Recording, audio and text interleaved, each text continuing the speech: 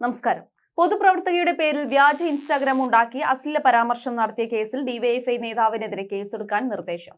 2 ആഴ്ചയ്ക്കകം നടപടിയെടുക്കാൻ മനുഷ്യാവകാശ കമ്മീഷൻ ഇടുക്കി ജില്ലാ പോലീസ് മേധാവിക്ക് ഉത്തരവ് നൽകി. ഇടുക്കി കുമളി സ്വദേശിയും ഡിവൈഎഫ്ഐ നേതാവുമായ രാജേഷ് രാജുവിനെതിരെയാണ് പരാതി. പൊതുപ്രവർത്തകയുടെ ഭർത്താവ് നൽകിയ പരാതിയിലാണ് നടപടി. പരാതിക്കാരന്റെ ഭാര്യയുടെ പേരിലാണ് വ്യാജ അക്കൗണ്ട് സൃഷ്ടിച്ചത്. പീരുമേട് ഡിവൈഎസ്പി സമർപ്പിച്ച റിപ്പോർട്ടിൽ നിന്നും പരാതി വിഷയത്തിൽ പോലീസിന്റെ ഭാഗത്ത് ഉദാസീനതയുണ്ടായതായി കമ്മീഷൻ കണ്ടെത്തി. 2023 സെപ്റ്റംബറിൽ ഇടുക്കി സൈബർ പോലീസ് അന്വേഷണം നടത്തിയെങ്കിലും പരാതിക്കാരുടെ കയ്യിൽ തെളിവുകൾ ഉണ്ടായിരുന്നില്ലെന്ന് പോലീസ് റിപ്പോർട്ടിൽ പറയുന്നു.